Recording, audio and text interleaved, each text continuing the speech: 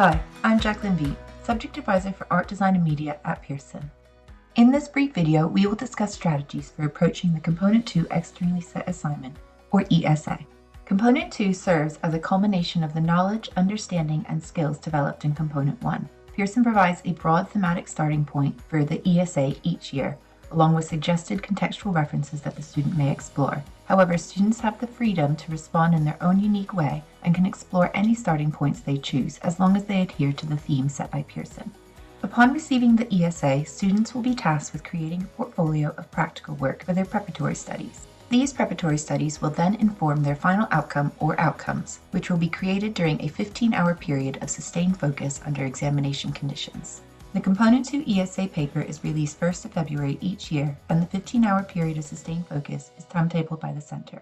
Once this period begins, students are no longer allowed to work into their preparatory studies outside the supervised sessions. This should be taken into consideration when scheduling the period of sustained focus, allowing students enough time to develop and refine their portfolios.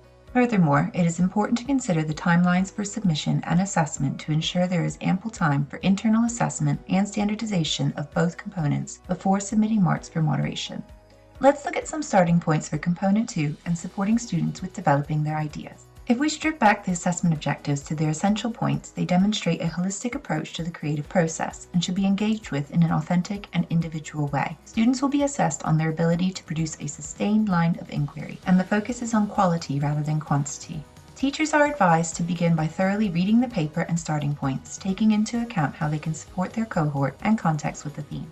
It is important to map out preparatory lessons and allocate time to demonstrate the assessment objectives equally, while also allowing the projects to be led by the students. It is beneficial to include time for practicing working in exam conditions and scheduling the period of sustained focus in a manner that accommodates the learner's needs.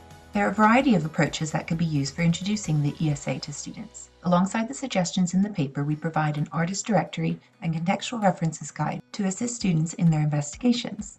They encompass a diverse range of artists and contextual references for students to explore throughout their portfolio, not just the initial stages. To introduce the paper, a good starting point is through class discussion and mind mapping to help students generate personal ideas. The images provided in the paper can be used to stimulate discussions and serve as a basis for drawing from objects as a metaphor for ideas. Furthermore, school trips, whether conducted in person or virtually, can be highly beneficial for conducting first-hand investigations and gathering visual ideas through drawings and photographs.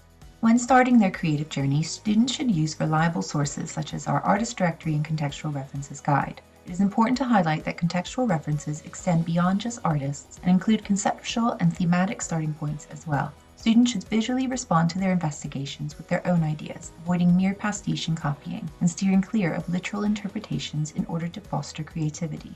Additionally, students should understand that annotation serves to support the visual language, and they can refer to our written annotation bite-sized video for visual examples. It is more valuable to focus on the impact of the art and practical work rather than presenting paragraphs of factual information.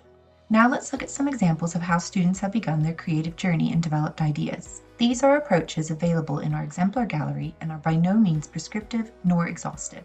This textiles portfolio shows the process of initial investigations into mark making leading to the students' own ideas. They took a concept from their practical investigations and interpreted it using textiles media, techniques, and processes. In this photography portfolio, the student explores the theme of simple or complex by drawing inspiration from a trip to London's Tate Modern Museum and V&A Museum. They captured geometric shapes observed during the trip as well as objects that demonstrated their interest in the form of sculpture. The student then responds to their primary sources in order to consolidate their learning. Instead of merely imitating or replicating the contextual references through pastiche, the student embarks on an authentic creative journey, exploring their own unique ideas through their visual interpretations and experimentation. The influence of the sculptures, geometric architecture photographs, and the work of Bill Brandt can be seen in the students' photographic responses. It is worth noting that such work does not need to be done at the beginning of the project but can be integrated at any point during the preparatory studies, as the student refines their ideas and seeks additional inspiration. Portfolios are not linear and should follow the organic and divergent processes of creativity. This fine art portfolio centers around the exploration of imagery representing freedom and/or limitations. Rather than relying on elaborately decorated mind maps or paragraphs of factual information, the student engages with these concepts in a genuine and thought-provoking manner. They incorporate their own ideas, drawings, and photographs to create meaningful responses to their investigations. Once students have begun their creative journey, they will start to develop their ideas further, experimenting with media and refining their work as they start to plan and review outcomes for the 15-hour period of sustained focus. Throughout these stages, it is crucial for students to establish connections to their previous work, showcasing a sustained line of inquiry. Emphasizing quality over quantity, students should provide evidence of their refinement. It is important to remember that annotation should always serve as a support for the visual language rather than a substitute for practical work. Students should engage in planning, practicing, testing, and reviewing their outcome ideas to effectively realize their intentions and create a personal, meaningful, and informed response. Now let's look at some examples of student approaches to continuing their development, refining their work, and planning outcomes. In this fine art portfolio, the student is exploring innovative processes using a microscope to document and record ideas from which they can respond, making connections to their initial investigations. Their work shows the progression from their starting point towards refinement of individual interpretation and creative ideas, selecting media, techniques, and processes suitable for their line of inquiry.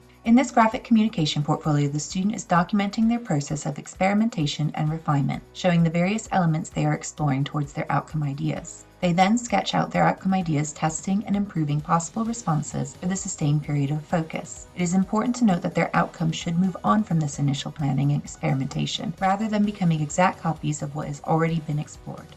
In this textiles portfolio, the student sketches out and models their outcome ideas through three-dimensional approaches. They engage in experimentation, refining their potential responses for the 15-hour period of sustained focus.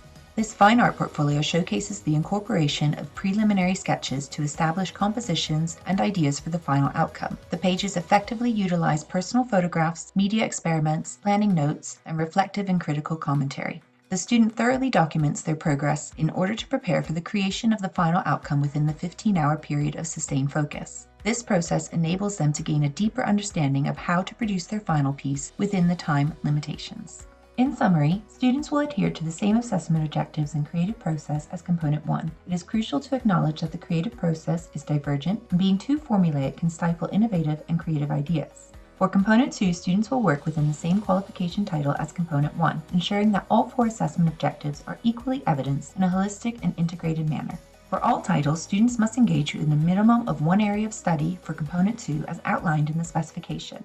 It is recommended that they use areas of strength from Component 1 to create a concise and skillful portfolio for Component 2. Preparatory studies can take any format and may be evidenced through any appropriate means. The preparatory period begins from the release of the ESA and concludes at the start of the period of sustained focus. When planning your delivery, it is beneficial to utilize feedback in the Principal Moderator Report and your Center Moderator Reports from previous series. We also have a bite-sized video that specifically focuses on using the feedback from your Center Moderator Report. At the end of Component 2, the final outcome or outcomes created during the period of sustained focus should effectively respond to the ESA theme. These responses should be developed, refined, and documented in preparatory studies. To optimize the use of the 15 hours, students are advised to practice and plan ideas thoroughly, ensuring they can complete their responses within the given time frame and realize intentions. Mock exams serve as a valuable tool for students to practice time management under exam conditions. It is crucial to ensure that these mock exams align with the whole school strategy of the center. A recommended approach is to gradually increase the duration of the mock exams to help students gauge their ability to create artwork during a sustained period of focus.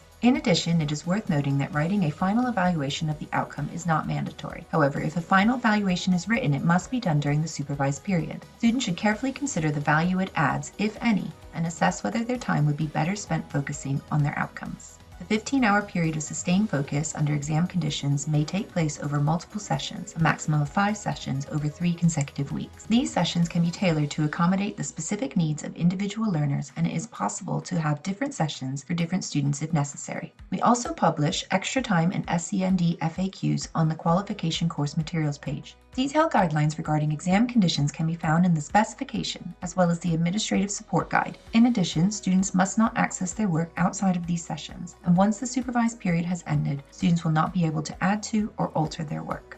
For further clarification, advice, and guidance, please feel free to contact us using the support details on this slide. Thank you for watching, and I look forward to supporting you and your center.